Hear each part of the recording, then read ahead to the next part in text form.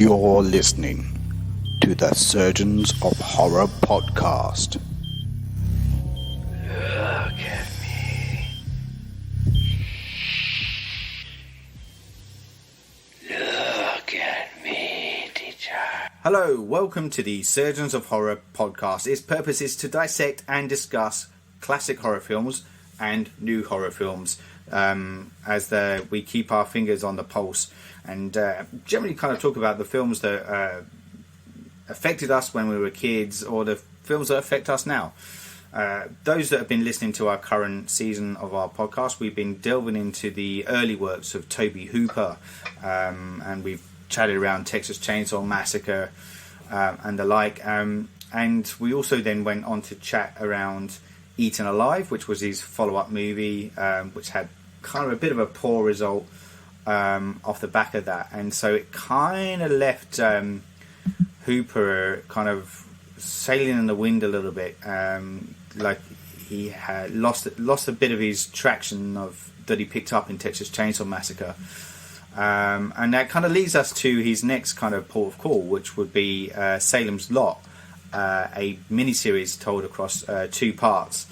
And this was kind of where he kind of found his ground again, and it was enough to elevate him to push him forward into the likes of the Funhouse, Poltergeist, Life Force, Invaders from Mars, and basically the peak of his career was around that time frame. And so to me it all started from Salem's Lot. Before we get kind of into the nitty gritty, I should probably introduce myself. My name is Saul Murty, and I'm joined this podcast by Nick Alford. Welcome aboard, Nick. Hello, mate. How are you? I'm good, man. I'm good. It's good to have you on board again. And I know you were around for our Texas Chainsaw discussions, so I know that you are familiar with Hooper's, or at least one of Hooper's works. But before we kind of, I guess, start talking about the film, like as I said, it was told across 2 parts. Were you aware of this movie, or where did this fit on Nick's sphere of movies? Before we kind of start chatting around the film. Well, I've sort of mentioned this before, but one of the reasons why I do this podcast is it's kind of ticking off a bucket list of movies I saw the video case of as a kid, but wasn't allowed to watch. And even the video case, the VHS case, would scare the shit out of me. And Salem's Lot was definitely one of those. And yes. It's always been something I've been aware of ever since I was pretty young. But never actually got round to watching. And so this was a great excuse to watch it for the first time. Yes. Unfortunately means I, again, probably won't have the rose-tinted glasses some other people may have. Yeah. Grew up with it. So Don't hate the Nick. I completely understand. But again, I feel like with these movies, though, like that you're kind of discovering for the first time, that are considered classics in their own right, because we are hitting that kind of 80s period, which was so notorious for horror, particularly in the as we've said before, in the video hiring market, VHS, blockbuster videos and all that jazz, and this was definitely one of them, and the fact that it had Stephen King's name attached to it as well was a huge plus, which we should probably say that this was based on the novel, Stephen King's novel Salem's Lot as well, which is a very short novel. It's only about 400 pages long, but it's kind of still considered to be one of his best novels, even though he wrote it. It was probably, like I think we were saying offline, it was like the second novel he wrote, and I did delve back into it as well, just to kind of get a bit of background to the story before I rewatched this film again. And I think the only thing I'll say about the novel at this stage, I may kind of come back to it in our discussions through the movie, is that to me, Salem's Lot is Stephen King's love story to Bram Stoker's Dracula, just set in a modern setting, albeit when it was written, a modern setting in the 1980s. And the reason I say that is the book is almost written from a diary perspective, a bit like how Bram Stoker's Dracula was, and it's about 3 characters that kind of narrate the story as it goes along. Again, very similar to Bram Stoker's Dracula. It's the same kind of characters that are journaling the events that unfold. And this is the world that we see in. Predominantly, it's the main character Ben that we follow. But yeah, it's interspersed with a few other characters, as I said. And because of that, it was a really easy read. Like it's easy to kind of flow through it. You could pick. It's one of those books you can just pick up and put down, and pick up again and instantly come back into the flow of it. So I can see why it's considered one of his best. And I'm a huge Stephen King fan, and I did actually like the novel, I have to admit. It's funny said because for me, with like most Stephen King books, or translations into movies, it's about a writer or a teacher. Yes. It's that in a small town. Yes. And you think that David Soul, the lead, is actually Stephen King, projecting himself as that character. Absolutely. But then as you're introduced to the younger boy, yes, you actually realise, well, maybe that's more Stephen King himself. It's a misunderstood horror fan, Yeah. Yeah. In a small town. Yeah, that's right. Absolutely, 100%. That's exactly right, and it does feel that way with the kid, with the kid character. And maybe it is kind of like him, because that's something he's like Stephen King's renowned for, is that he was very good at writing kids in stories. I mean, you see it in anything from like Stand By Me to It, and a lot of that the characters that he writes about in his books are based on his own friends from school time as well. So I think he finds that fluidity comes quite easily in his writing when he's writing to that age, or definitely during that time frame when he was writing. Rather the story more about focusing on the kid than David Soul, because in the movie anyway, at least, he just sort of turns up, doesn't really explain what he's doing, works out everything straight away, has all the answers straight away. Yeah. It seems a little bit easy for him, whereas the kid's he's got his own backstory because he's got the knowledge, and yes, he knows not to let vampires into the house, he seems to be clued up, and I'm more interested in that character. As you can see, it's very Lost Boys. Yes. I like that. And you're right. Lost Boys, sorry. Yeah. So I'm sorry. I'm just looking up the kid's name while we're digressing, because I've forgotten it. It was Mark. His name's Mark in it. But yeah, it's I get exactly what you're saying, but I feel like this is probably an instance where the book served better in giving Ben's background, because it isn't very. I think there is a throw off line in the movie, but Ben is originally from Salem's Lot, and he returns because he has this connection with this house, and it's based on, and it's the one actually really powerful scene. I know we're jumping ahead, but it's the one powerful scene I felt from this miniseries is that monologue that Ben gives about the nightmare he had of going into the house and seeing this creature inside of it. It's almost like the words itself are almost lifted identically off the page of Stephen King's book, and they don't really. He doesn't do a flashback in the movie either. It's just purely David Soul's kind of telling of it, and I think that worked personally. You could have easily have just done a throw, like one of these kind of back in the day. And they didn't. They chose to kind of just let David Soul narrate it. And it's a great moment. But he has, the point I'm saying though is that he has this connection with this house, and the reason he comes back to Salem's Lot originally is because he wants to buy that house and basically write his novel around it, but ultimately destroy it is his point, because he feels like the house has this evil entity to it. But he doesn't. When he gets to Salem's Lot, somebody has already bought the property, and all this is in the book. I just don't think they don't really reveal that. Like you said, he just kind of turns up and meanders around a little bit. Also, I think, is it kind of coincidental? The same time that he arrives, it all starts to happen. is that kind of, because for me, you know, I'm hoping this is basically going to be me asking to fill in the gaps. Yes. Because the movie felt like there were just massive chunks taken out. Yeah.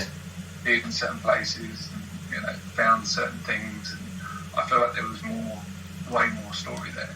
Yeah, the idea behind it. So like, and again, as I said, I feel like it's probably dealt with better in the book, the novel, again. But Mr. Barlow, who's played by James Mason in this film, he's kind of like, he's awesome in it. Yeah, he's so good. There's one bit I really like, like a performance-wise of his, but I'll get to that down the track when we get a bit more into. Yes. I can guess what it is. By the way. Okay, we'll see if you're right when we get to it. Anyway, I thought it was beautiful. But yeah, so his character is almost like he's like, well, how would you describe him? He's a bit like a caretaker character of the main kind of Dracula baddie villain character in this, Mr. Straker. Sort of equal Yeah. as Dr. Frankenstein. That's right. Yeah. And he's there to assist, and they have this mirage of this kind of antiques. What am I trying to say? Sorry, antique shop. Yeah, exactly. Yeah, and it's and they have this kind of setup there, and it's basically just so that they have an excuse for being in town. And he's so his character is, and I've totally lost the plot of why we were talking about. Oh yeah, so Mr. Barlow's character, so he's new to town, like David Saul's character Ben is also new. So the idea being is that when these murders start happening, Ben is automatically a prime suspect, because as well as Mr. Barlow. Right, and they play on that, so it's almost like more of a bit of a thriller at this point, because you want to side with Ben because he's the one narrating the story, but all the locals don't, you know, because Ben is this odd character, whereas Mr. Barlow's this kind of he's a businessman, he's, you know, self-respected, he comes with a backstory of, you know, that's a solid backing to his credentials, you know. He's almost a bit more likeable than Ben. Yeah. He's sort of stuff, and he's just like, hey, I'm a cool author, you know. Yeah. And he's not very likeable at all, actually. Bit of a dick. Yeah. That's right. He is, and I think that's the thing, and that definitely comes across more in the book, as I said, because he has quirky habits. He keeps to himself because he's a writer, right? But he keeps to himself. He just shuts himself up in his room. So he's a bit of an oddball. But he does strike that relationship with. He strikes up the relationship with the Susan character in it, who in this film was played by Bonnie Bedelia, otherwise known as, you know, Die Hard. Come on. Awesome. Holly Gennaro. That's it. It's so hard for her to shake that character, huh? Even when this was out, obviously before that movie had come out, but I just noticed that she crops up. I was looking at her credentials just now, and she's also in another Stephen King film, Needful Things. There you go. Oh, yeah. Which I believe is the one with can't remember his name, Ed Harris. He's in that movie too. Is he the bad guy? Who's the shop owner in that film? I honestly cannot remember. It was one of those movies I watched as a kid, and I haven't watched it since. So I couldn't tell you. Cannot remember. Which doesn't bode well for the movie. Max on Sido be the bad guy. Yes. Oh, that's right. I think you're right. Yeah, I think Max on Sido is. Yeah, that is correct. Yeah, cool. All right, so let's kind of, I guess, let's take a little look at this the plot line of this movie. I mean, we kind of started talking about it a little bit, but just to kind of go back to the very beginning, and then we'll jump back to where we were again. Is the movie does open with David Saul's character Ben and the kid character Mark, and they're in like this Catholic mission, and they are preparing themselves for what seems like a disaster on the horizon. And the talks of that they may potentially have to go back to Salem's lot to deal with whatever was unfinished before. Before then, it then jumps to 2 years earlier, and then we pick up the story as we've been discussing. Ben arrives in town, he's new, and he's there to write a book about the local haunted house that's called Marston House.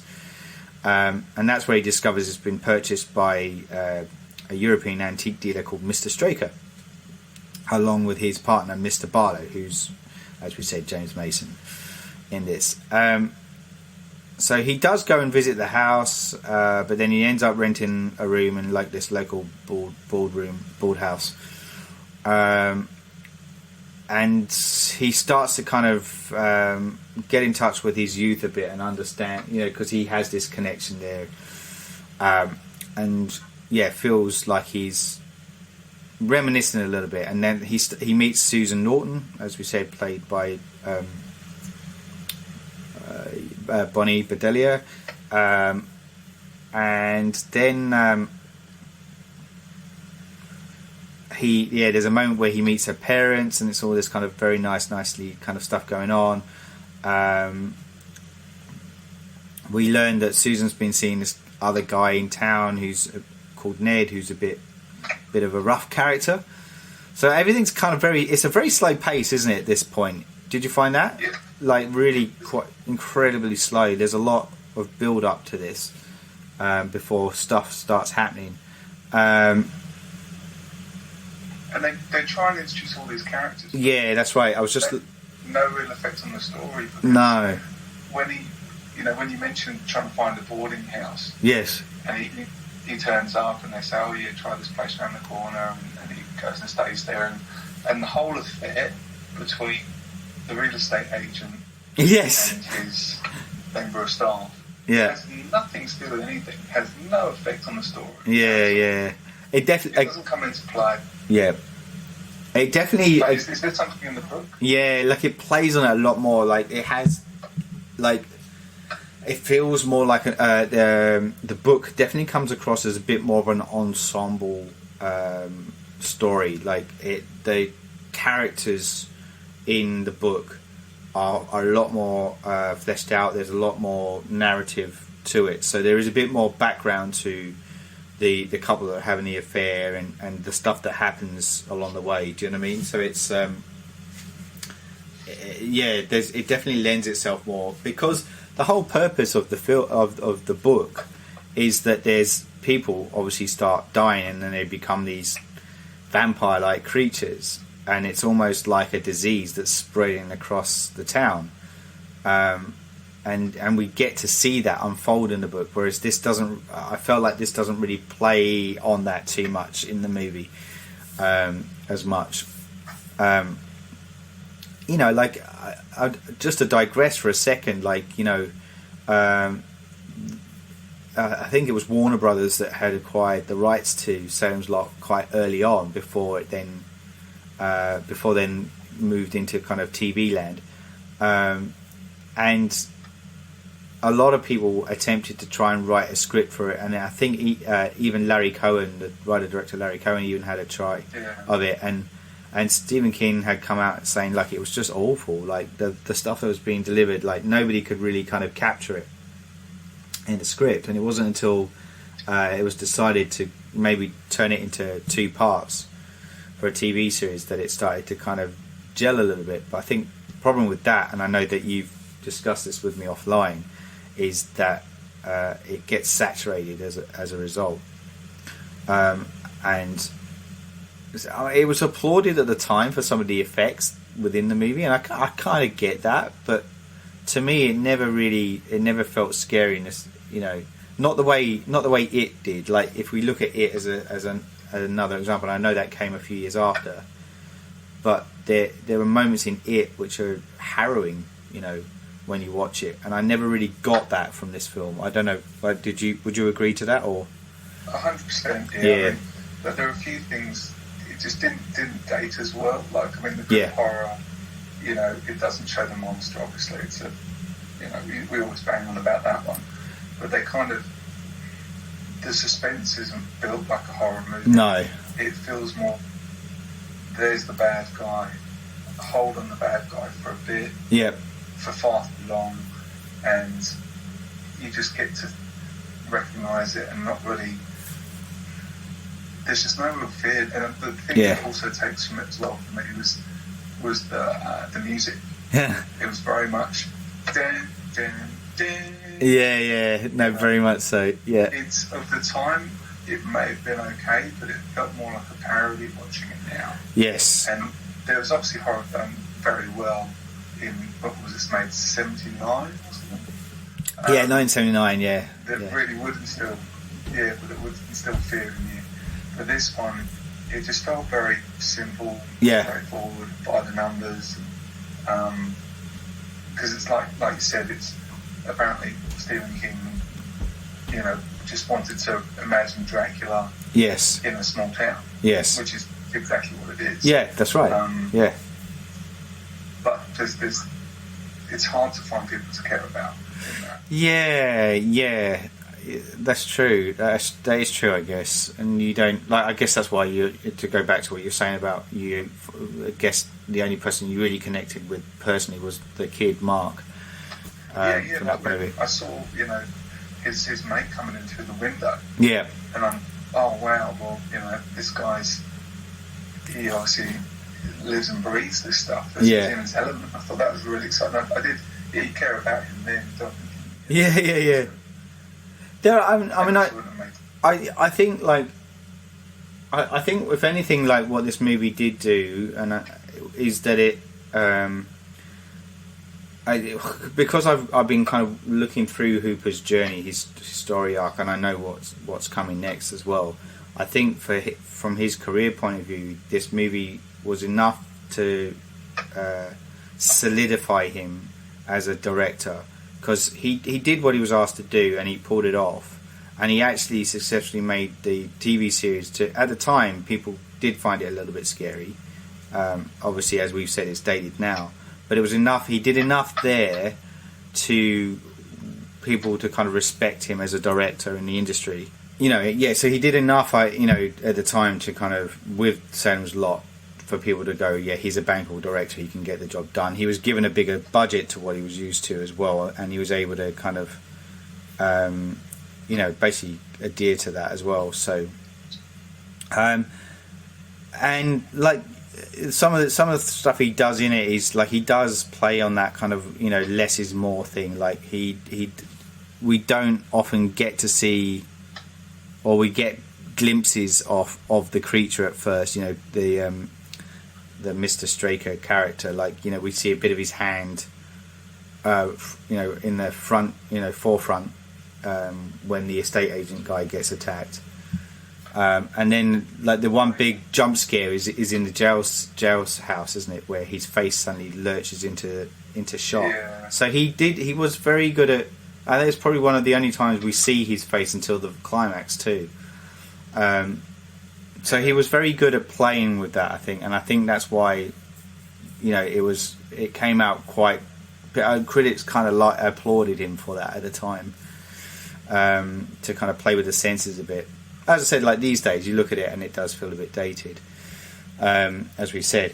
I haven't seen the other adaptation of Rob Lowe, but it's got Rutger Hauer in, so I imagine it's more the gentleman vampire. Yeah, I can see that. Because when I looked into that and I'm like, how can he play the same character? They're completely different. Yeah. He doesn't look anything like that in the book. Yeah, that's right, exactly. So that was a big notable difference between the two. So essentially, to come back to the film narrative, then. So basically, we have, like you said, we have the. We pick up with the estate agent, as I said, and he's assisting Mr. Straker moving into the property, through the help of I'm going to just say James Mason's character because I keep forgetting his name. Mr. Barlow, that's it. Mr. Barlow's the vampire, right? Oh yeah, sorry, I'm going the wrong way round, aren't I? Yeah. Mr. Straker. So thank you. Oh crap. Okay. I'm not one to nitpick, but I thought. No, you're absolutely right. I'm confusing the two. Straker is James Mason's character, and then Kurt Barlow is the vampire. So, apologies, Mr. Barlow. That's right. So no, we we have the two guys that are moving. Again, this is very similar to Dracula. Like it's the coffin or the box that's filled with dirt, and it's got the vampire inside it, and it's being transported to the house. So that's right. And so the Meissen character is played by Jeffrey Lewis, who some people may know as Any Which Way You Can, Clint Eastwood, Psychic. Any Which Way But Loose. Yeah, those movies. And other people might know him as the dad of Juliette Lewis as well. So he crops up in this, and I quite like his performance in this, actually. He's also like the gravedigger character in it as well, so there's this... he's a bit of a dog's body kind of character within the town, and so they kind of move. They basically are in charge of moving the stuff into the house, and they think the place is a bit sus, and they think there's something odd about the coffin. They basically drop it off into the cellar, and then later on, yeah. And then we get the incident with the two kids, the two boys going through the woods, and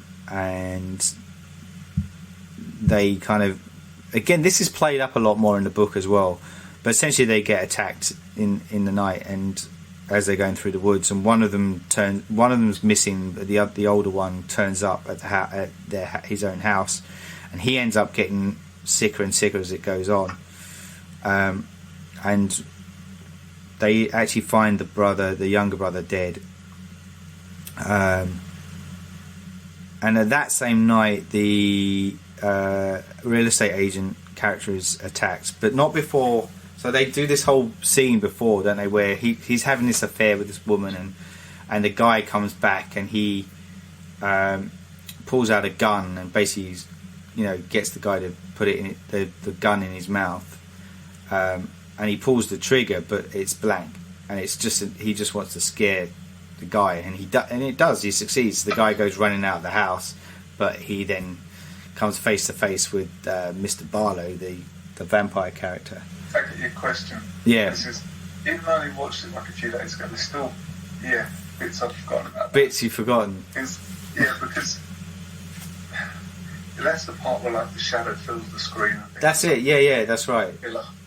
You see, it looks like a hand. It looks like a hand, and then it kind of completely covers the screen. Yeah, because this sort of comes into play for me a few times. The way Mr. Barlow, he knows exactly where to hang out. It feels like he's always in the right place at the right time. Yeah. If you're, a cheating guy running out of the house. Yeah.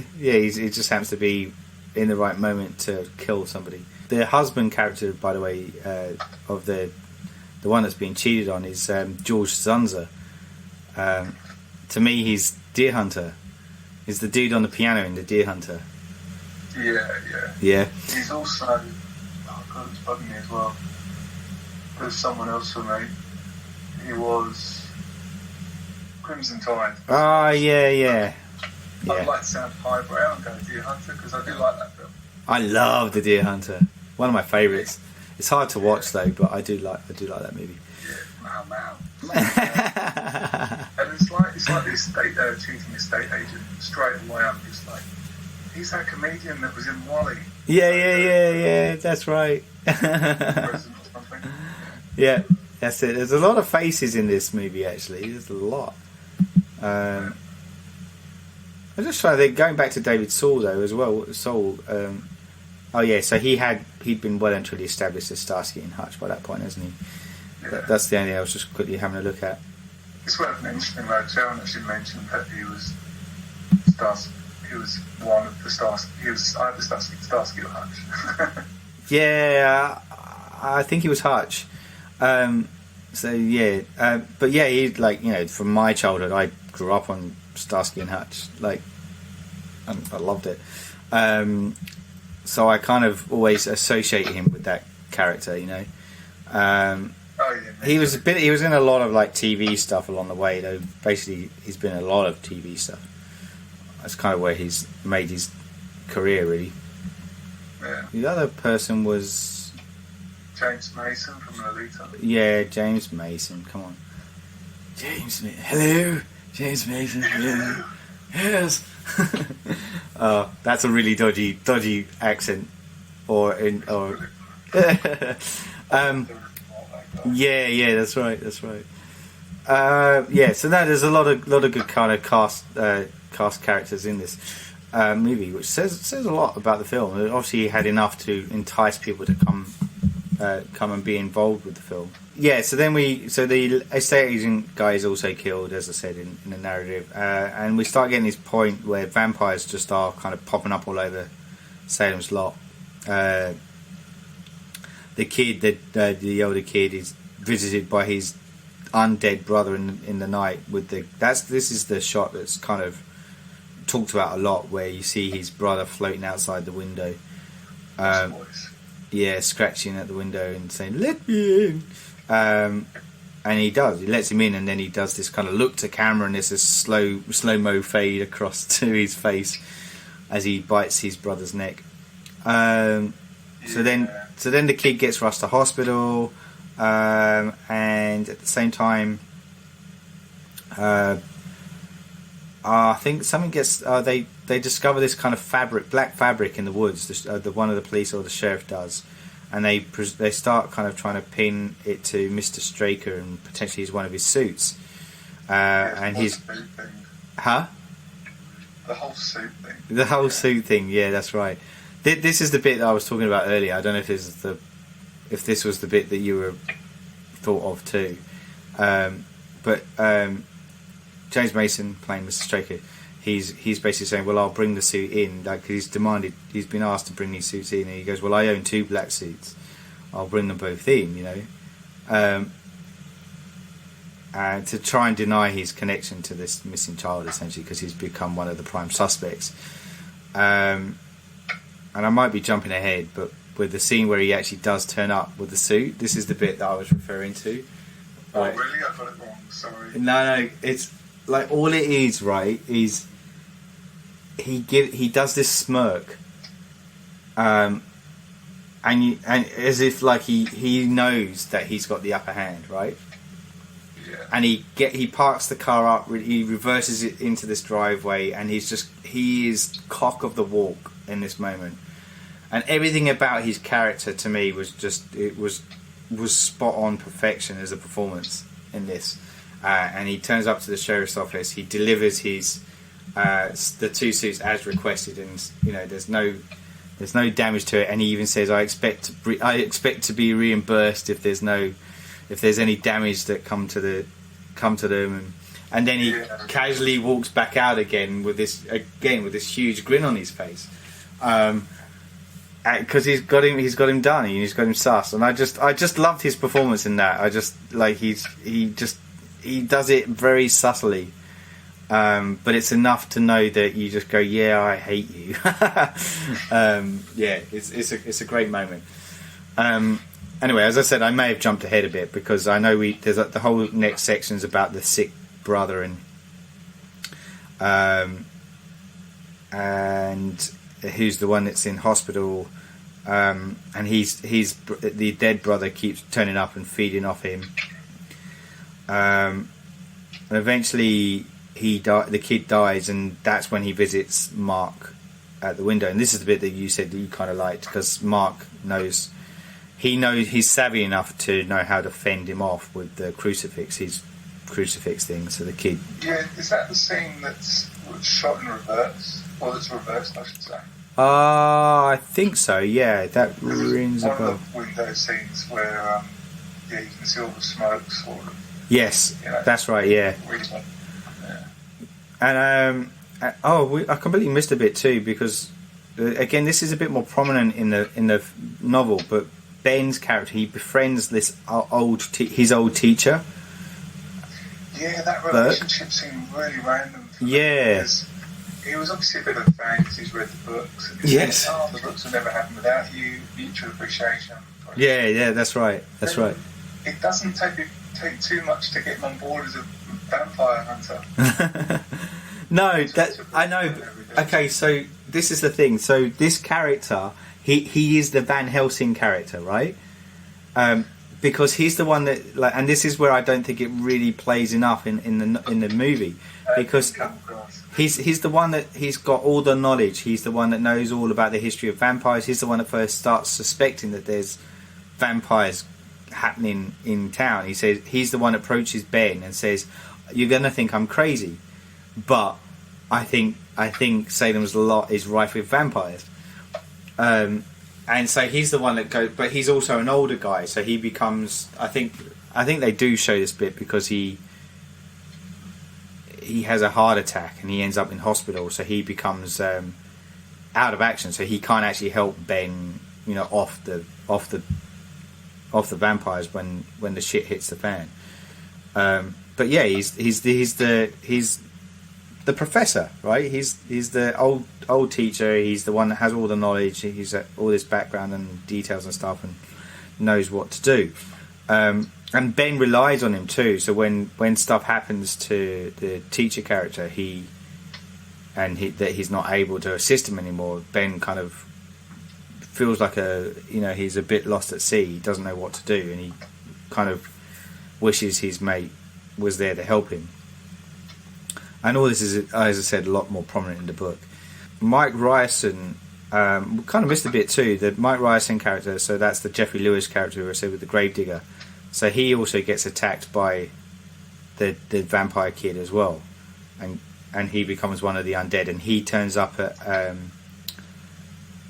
the teacher's house, who invites him in, because he thinks he's just drunk and he's just trying to be neighbourly and invites him in. But in doing so, he has to protect himself because he then realises he's a vampire as well, and that's when he has his heart attack. And then rescinds his invitation, doesn't he? Yeah, that's right.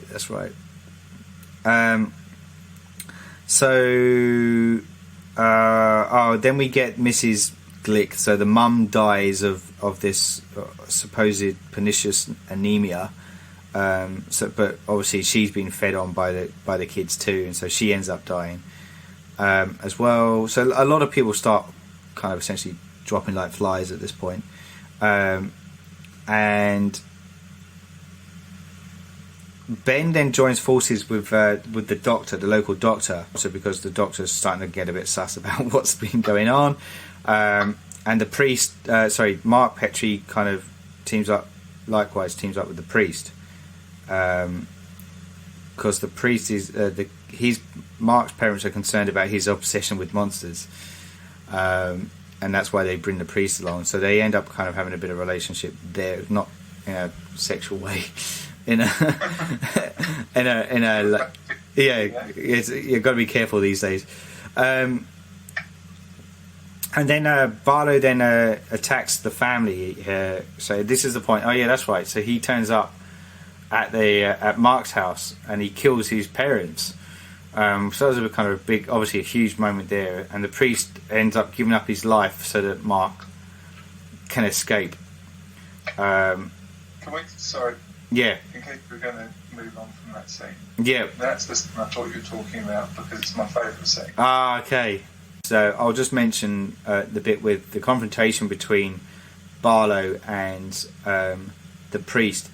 Again, is played out in a lot more detail in the book, because the Barlow character makes the priest question his own faith, and in doing so, he gets the upper hand over him. Because he's already lost, because he's the thing that could protect the priest was his faith, his religion, because it all comes down to that the religious association, and that's what that's the whole crucifix thing, and that's why they can overpower the vampires. But the fact that he starts questioning his own faith, that's it. He loses the battle between good and evil, because the devil's gotten into his ear, and that's where Barlow's easily overcomes the priest in the end and kills him.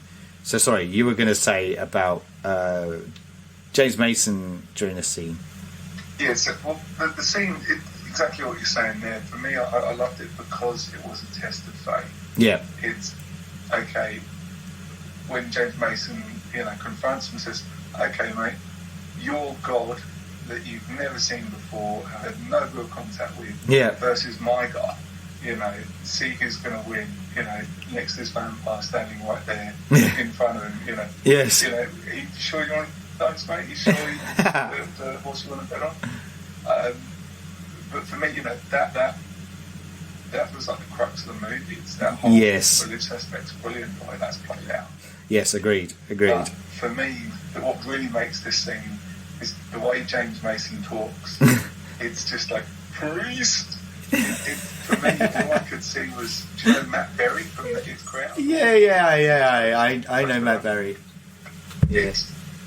It just feels to me like Matt Berry's based his entire career upon that one scene. The characters, James Mason's whole film, just that one scene.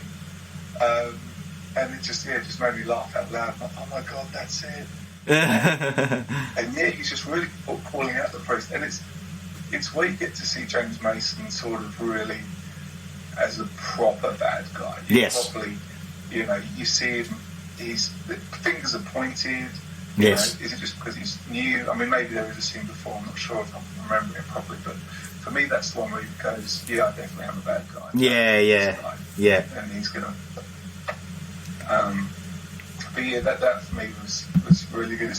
That's right. Everything you said about Mason was cool, though. That's good. And like his character is just oozing off the screen. Like you can tell he's having fun with this character. That's right. Yeah, it's yeah, absolutely. Yeah, really enjoyable in that point. Okay, so that kind of scene unfolds. Then we have the bit at the hospital again with the doctor and Ben, and that's where they examine Mrs. Glitz's corpse, and she then wakes up as a vampire, and Miz has to kind of pulls out the crucifix to kind of destroy her. Sorry. Yeah. Don't gloss over that. He constructs a crucifix out of lollipop sticks. The doctor uses okay. Yes. He's aware that vampires around. He's like, this is the only thing between me and getting my face bitten off. Yeah. He's just taking these little bits of. I think he's trying to bless it as well. Yes. I'm just like, I really hope this works, mate. I really do. I'm automatically. I'm glad you kind of mentioned that, and I apologise for glossing over it because it was hilarious and it probably wasn't meant to be. But I'm automatically think of Eddie Izzard because he talks about the crucifix, and he says in these movies they'll just get bits of sticks and put it across like that, to form the crucifix. And he goes, so does that mean fingers work? So if you just do that with your fingers, so for the sake of podcasters, I'm just putting my two fingers across each other to form a cross shape. And he goes, but then anyone could do that. Anyone could just go, no, Bagsy, you can't touch me, got a crucifix, Yeah. And then he does the whole vampire going, oh, bugger. Like, all right, you got me. It's like, but it is like that. It's like, that doesn't hold true. Like, you think to me that the mythology only works if it's an actual religious, as if it's been blessed upon, So it has this, and that's why the holy water thing would work, because it's blessed upon. So like it has this effect on the creatures, whereas like lollipop sticks, nah. Yeah, that doesn't happen. That's more the shape, isn't it? It's like they even skipping ahead, but even when they go and grab some holy water from the church, yes, which for me just reminds me of Monster Squad. Yeah. Grab the holy water from the church, and the guy's like, "Was it blessed?" And he's like, "It's from a church. It's holy water, isn't it?" I was like, "No, it's water." Shit, mate. That's right. A gamble, just going, I found water in the church. It's got to be blessed. Yeah. Well, it was just in a bucket in the janitor's office of the church. That's blessed, isn't it? Yeah, that'll work. Yeah, it's in the church. Yeah, all funny.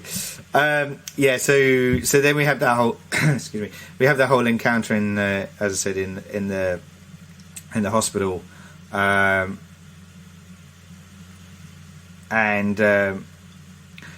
that's when they realise. So he realises that he has to try and kill Barlow by putting a stake through his heart. But by this point, Salem's Lot has just been completely overthrown. And the sheriff says he's leaving town. He says, "I'm not sticking around. I'm going." And there's that encounter with Ben and the sheriff. He's like, "You can't leave. You got to save the town." And the sheriff's like, "No, fuck this. I'm not sticking around for it." I really like that. Yeah. That felt a bit more realistic. Yeah. Like the sheriff's there going, "Okay, I've seen some weird shit happen. You know, this is above my pay grade." Yes. And it even says like he's going on holiday or something. Yeah, that's right. Why don't you see that more often in movies? It's like, oh wow, that's pretty fucked up. I'm going to go on holiday for 2 weeks. See how we go. You know? When I come back, I'll see if it's still in a mess or not. Yeah. That's funny. I like that scene too. I think again it felt real and honest. So basically the sheriff buggers off.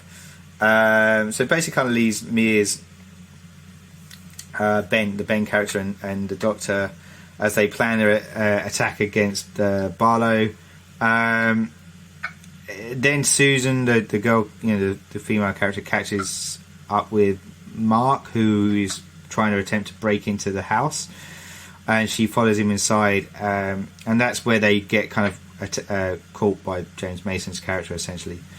And that was good as well, because it's a realistic situation of how you get her into the house, because someone walks into a haunted house for whatever reason. Yeah. She's got a genuine reason to go in there. She knows the danger, but she has to weigh it in her mind.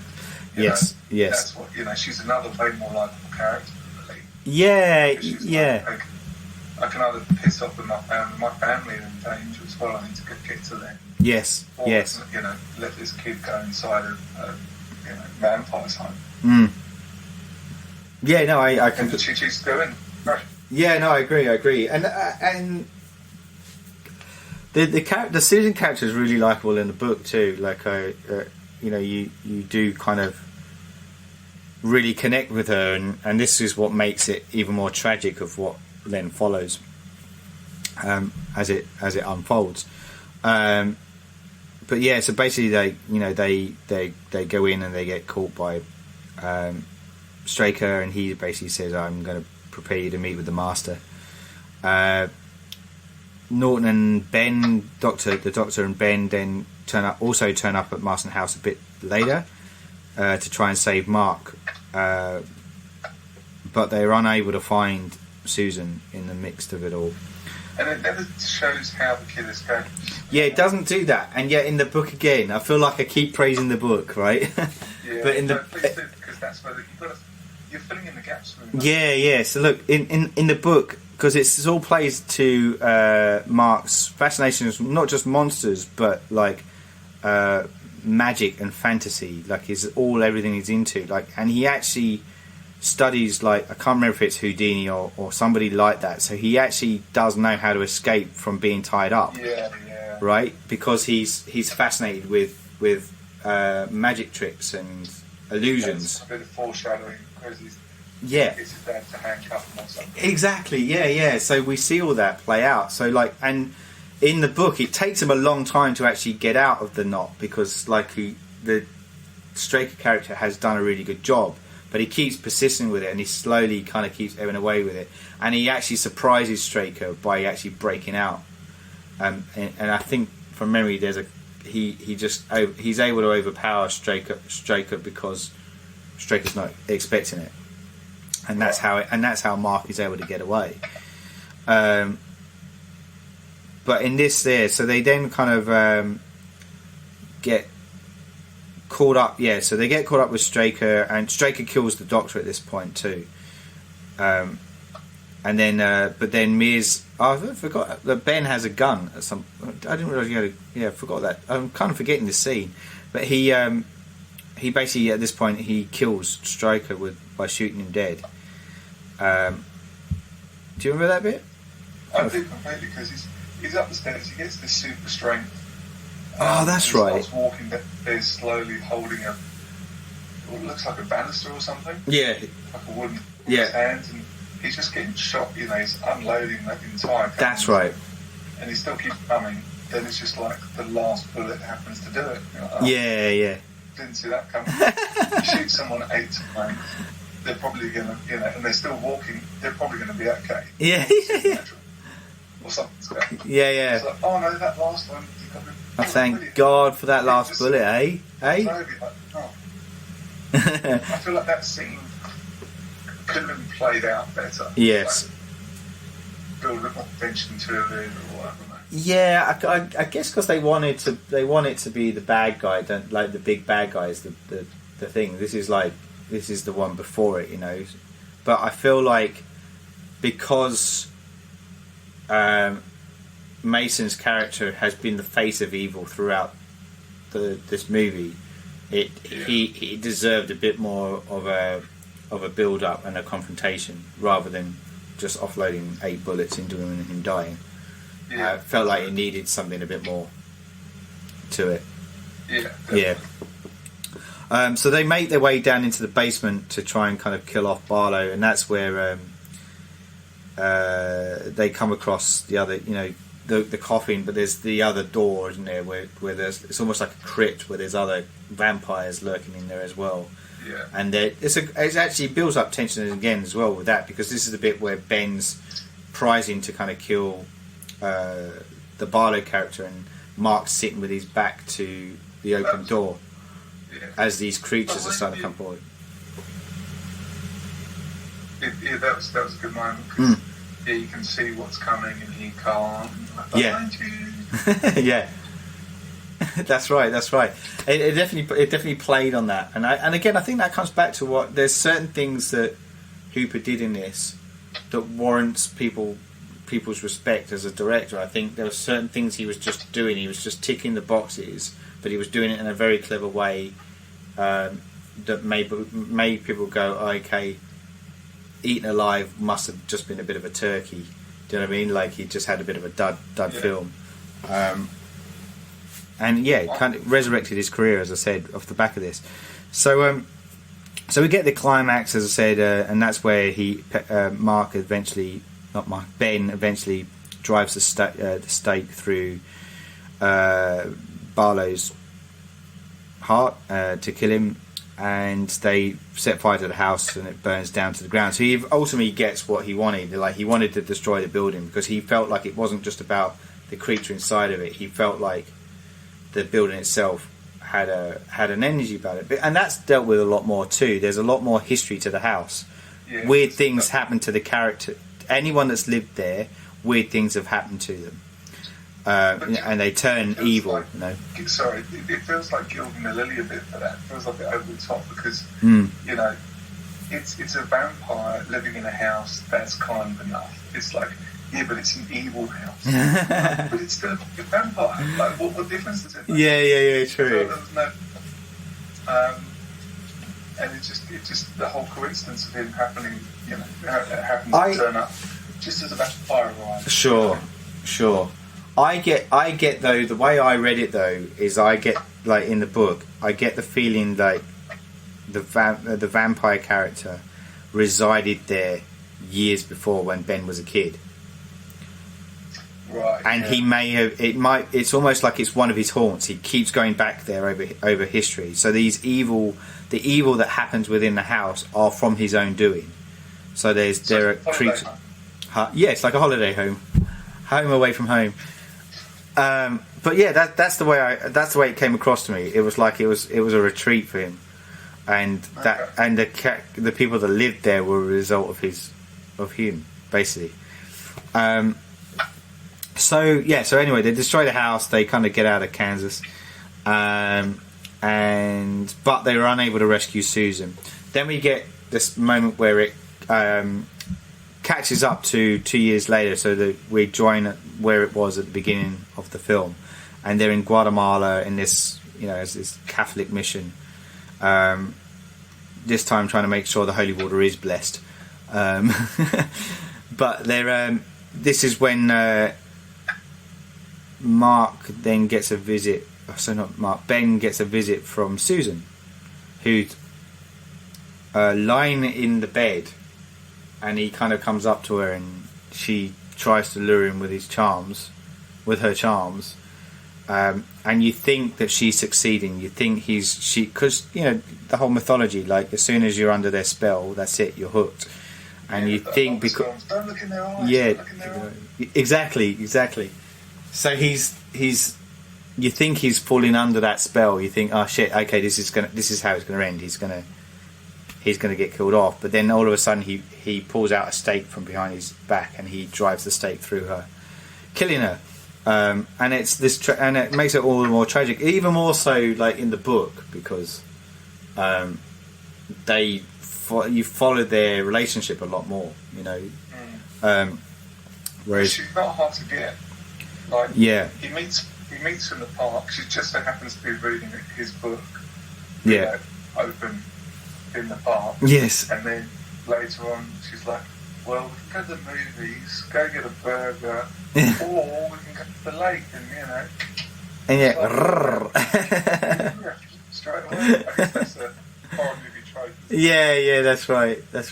I think it also plays, as much as I know you're kind of critiquing that, but I think that also plays on the fact that it's a dead town anyway. Like, there's nothing to do there, so it's kind of ironic that vampires then start killing everyone, because it was already dead to begin with. It's soulless, and there's nothing to do. And there's this girl who's trying to discover herself and make her way into the world, and that's why she's enticed by this author that comes in, because he not only brings across he's a knowledgeable guy, but he's from outside of town, and that to her is alluring and attractive.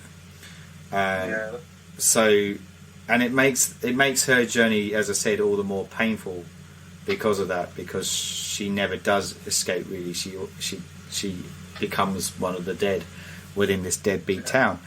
And then so the movie kind of ends with Mark and Ben forming a bit of a pact, and they realise that they're going to need to move on again, because there's more of these vampires out there, and they know who they are, and they're going to be constantly hunted throughout the end of time. So they need to just get on the road and move on again. So kind of almost sounds like it's this the beginning of like an anthology of Stephen King novels to be, but which never kind of came about. But yeah, because isn't there a Return to Salem? There is a Return to Salem's Lot, which hasn't got a lot to do with with this, unfortunately.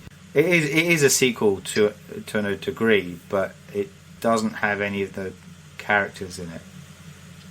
Like Mark and Ben don't turn up again, which seems a bit weird, doesn't it? It's just the location again comes into effect. Yeah. Interestingly, it was directed by Larry Cohen, though, who was the guy that tried writing the screenplay for the original Salem Slot. But yeah, probably. I mean, I've never watched it. I've got a copy of it, so I'll probably, off the back of this, I'll write up a bit of a review of that one, just to kind of follow this podcast, I think, just for a bit of fun. So yeah, but that's kind of where the movie ends. So, the 2-part miniseries, as it were. So, your initial reaction? Like I was sort of saying at the start, it didn't blow me away. It felt very campy. Yeah.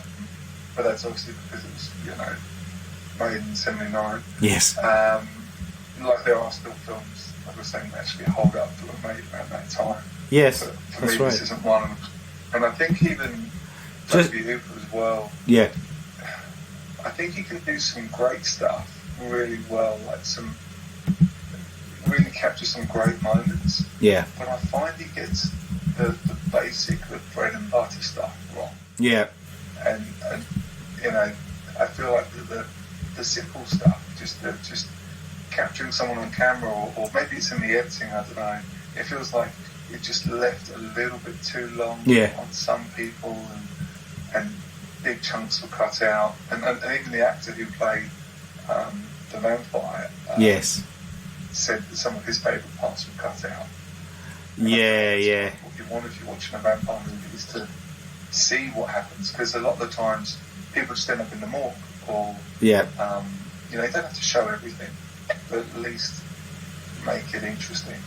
And for me, it didn't really. Yeah. I think the characters just didn't do me. I think Ben put me off.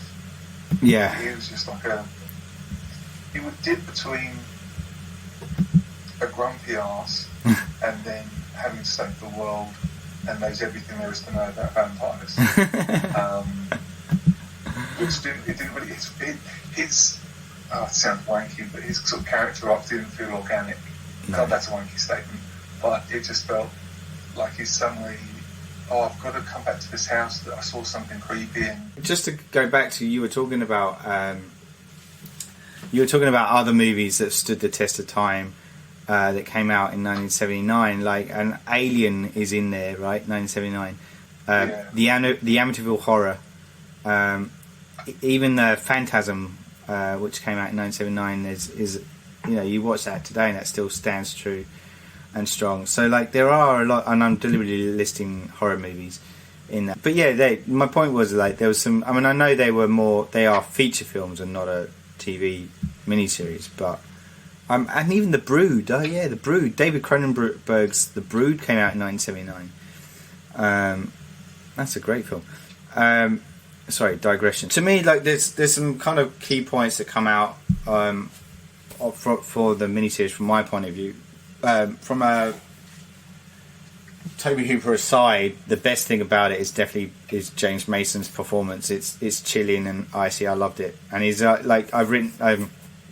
Some reviewer wrote down he's like a calculating spider, and I love that analogy because I think that's kind of true. And he's delightful to watch in this. He looks like he's having fun, and I just really. Did you read the book before you saw the movie? Yeah, I did. Yeah.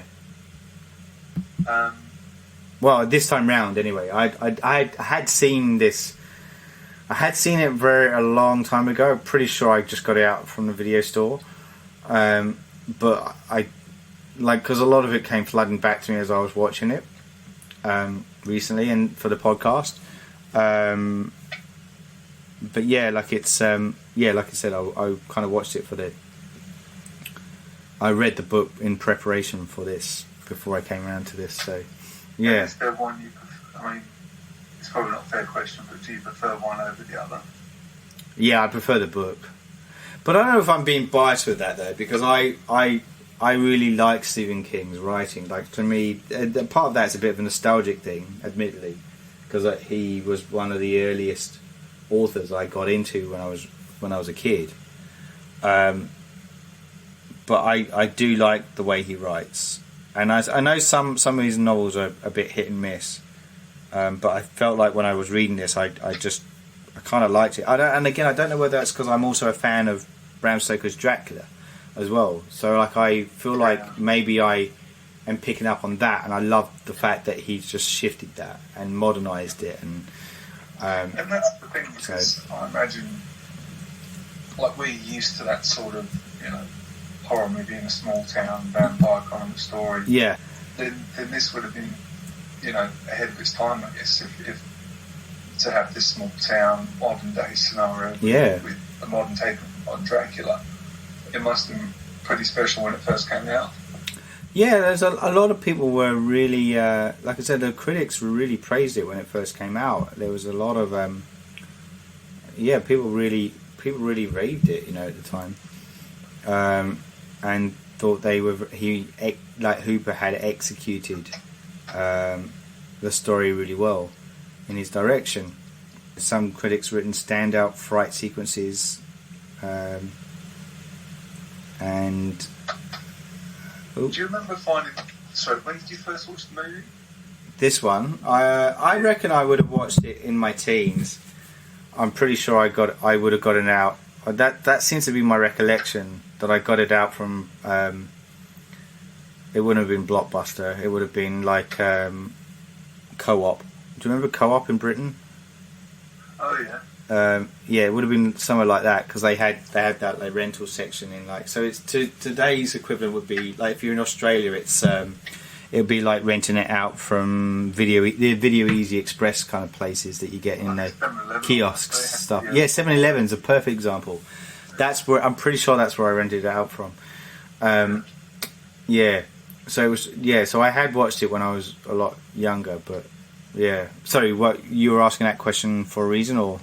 Did you actually find it scary when you first watched it? I don't think I did. I don't remember being scared with it. I kind of was fascinated with it. I was always fascinated. I've always been fascinated with vampire mythology. It's been something that's always, and again, I think that's why I said like I love the Bram Stoker's Dracula as well. Like, I've always been drawn to that story.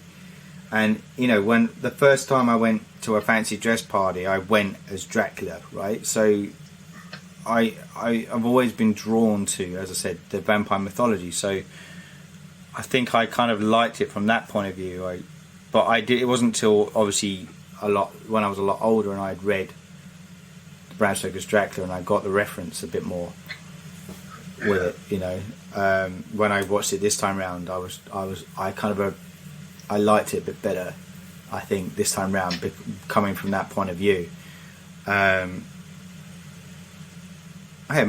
British, according to Wikipedia, British film critic Mark Kermode has called it very scary and one of the very best screen adaptations of a Stephen King novel to date.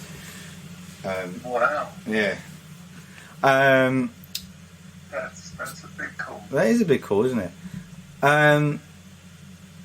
But yeah, like I'd like to. I was about to say I'd like to see a modern version done of it, but we were talking about the Rob Lowe one, which was in 2004, but I've not seen that, so I can't comment. No. But it would be kind of cool to see a more modern take on it. I think again, like shifting it to today's setting. Yeah,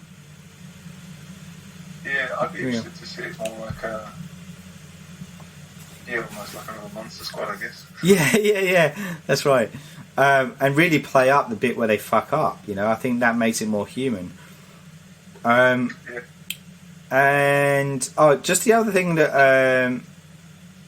that I found kind of interesting. That this is a bit of an ongoing theme as well of Hooper's, and it becomes a bit more prominent throughout his following movies. But he likes to have he's often plays with villains. There's always a pair of villains, generally. One is normally a human figure and one is normally a monster. So that's obviously evident in this one, where with Straker and Straker is the human and Barlow is the monster character in it. It happens.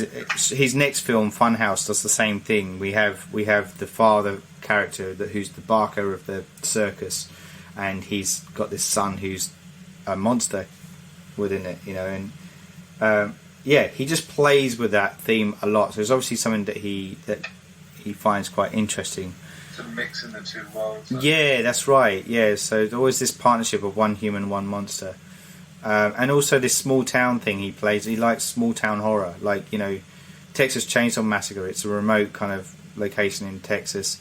Then the next movie he did was, even though it was a bit of a flop, Eaten Alive is this remote location in the Florida swamplands, and then we get Small Town America here. So and even Funhouse, the next one is like a Small Town America again.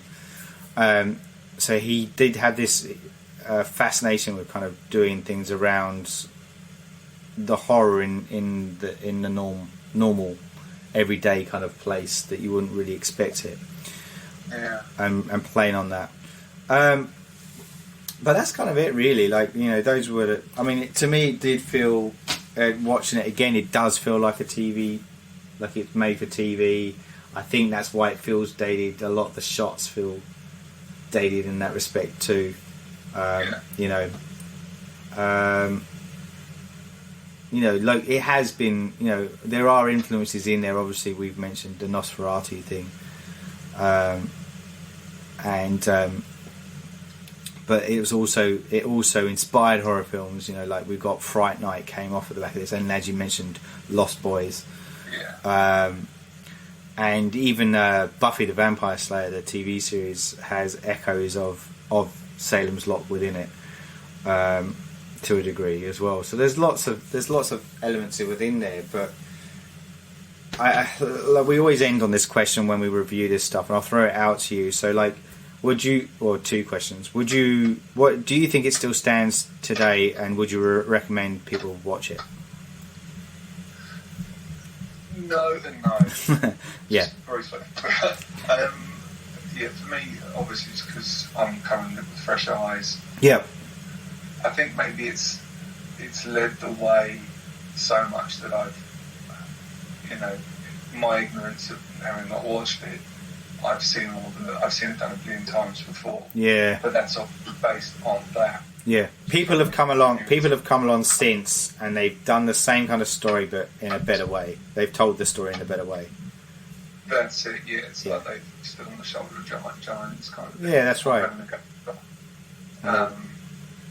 But it's, I don't think it holds up. Just no. The way it's made. And I don't know if that's the direction or the editing or even the makeup and costume, because I know I had problems with that. Yes. Yes. And would I recommend it? Not particularly. Yeah. I find it hard to give a good reason why someone would. I mean, I'm watching it to tick it off the list. Yeah. Watch it, check done. That's in a Stephen King adaptation. Yeah. But I wouldn't say, you have to watch it because blah. Because that's amazing. I mean, if you're a real horror fan, I think definitely watch it, because it'll mean you can go back to see the sort of roots of a lot of the films you love. Yeah. Agreed. A lot of the ideas have come from, and whether that's Stephen King or Tobe the way he's yeah. See, this is the thing. Yeah. But I'd say King obviously needs most of the credit for obviously writing the story, or doing such a great job with the story. Yeah. I just feel like it's, even though it's a mini series, it still felt like you could have got that easily into a movie if that's all you wanted to tell. Yeah. I feel like with a mini series, you could have actually got some of that story in there, and that's why it was frustrating for me. I'm like, why have the longer running time of a mini series if you're not going to use it? Yeah. These characters. Yeah. That it could have easily been in a feature-length film. Yeah. Geezer turns up, finds Poppy, kills vampires. Yeah. Pretty much. Yeah, I think there's a couple of things I'll just add to that before we bow out, is that I feel like Hooper, generally, like, just kind of studying Hooper at the moment, and that's why we're looking at his backlog of early films, is that he's a guerrilla style director generally, right? And that I feel like when he's able to let loose, he's more proficient in his outcome. And he's very good at having the right people around him to make these films. So he definitely draws on that. Spielberg with Poltergeist. Yeah, exactly. Yeah, exactly. So like he's very good at doing that. Like he gets the right people around to kind of create, and he leans on their strengths, and that's the sign of a good director, to be able to harness all the talent and produce, and rely on their talents to do the job for you, because that's what they're hired for, right? So, but he does have this kind of guerrilla style approach, and I kind of like that generally with directors, but I feel like this could also it seems like this has been his undoing early on in his career, because I think that was the problem with Eaten Alive, is that he was being very gun-ho with stuff, and the producer got worried and he started trying to call the shots, and he ended up actually leaving. Tobe Hooper ended up leaving the project, even though he's still billed as the director. He left and the producer ended up editing it together. And there's like he went and did this other film, but that then fell through, and that didn't happen. So there's this. It feels like this when you look at his career. I think he rubs people up the wrong way, and I think like this is what happens when jumping ahead to Poltergeist, but my opinion of it is that's why I believe Spielberg had to take hold of the reins, because I think you've got somebody like Hooper's somebody that is ad hoc, he'll shoot things off the cuff, whereas Spielberg is very meticulous and he has to have shots in a certain way, and I feel like that would have clashed, when it came to on the set, and I think that's why Spielberg ended up having to take over the shoot. Personally, like, none of it's on record, so I'm kind of filling in the gaps. So everyone believes it's a Spielberg film. Having watched it recently in order to do the podcast coming up, I feel that really strongly as well. Particularly as I've been going on the Hooper journey as well. Like, there are elements there that's Hooper for sure. But it's a Spielberg film. It's just everything about it smacks of it.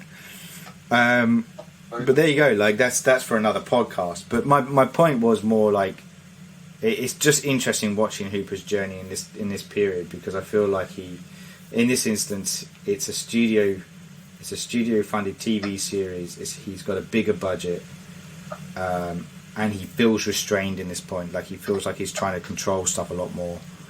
And I think because of the flop of the one before, I think he had to almost do a bit of a paint by numbers approach to it and go back to basics and go, right, I'm just going to tick the boxes here. I'm just going to do this. More mainstream. Yeah.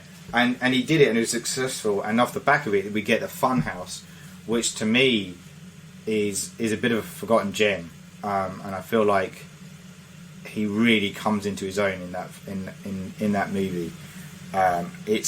It got dubbed as a bit of a slasher film, which I think is a bit wrong, because it's not. It's a lot of slasher films came out at that time, but it's not. It is kind of its own movie in its own right, I think. And I enjoyed watching that movie. I think it's good. But that, again, people can listen to that one in my next podcast. So like, I'm just really finding the journey of Tobe Hooper's early work quite fascinating, basically. Cool. So with that said, I think we're probably done and dusted with our chat on Salem's Lot, and we will bow out there, I believe. Thanks again for everyone listening to us, and hope you kind of enjoyed our rants and ravings as we kind of ploughed through this one. Let us know your thoughts as well. If maybe you did grow up on this, and maybe this to you is a classic, and you feel like it deserves a bit more merit than we've given it, we'd love to hear from you. Until Don't mean how wrong I am. well, exactly. Like, is it that? Is there something we're missing about it? Because to us, it does feel a bit dated, admittedly, watching it. And I challenge Mark Commode's appraisal of it, because I feel like there are better Stephen King adaptations than this one, personally. But until then, I'm your host, as always, for the Surgeons of Horror podcast, Saul Muerte. And I was joined for this particular session on Salem's Lot by Nick Alford. Thank you very much, buddy. Pleasure, mate, always. Until next time, goodbye. You're listening to the Surgeons of Horror podcast. Music supplied by Peter Nezik. For more discussions or podcasts, head over to surgeonsofhorror.com or head over to our Facebook and Twitter sites for the latest news and updates.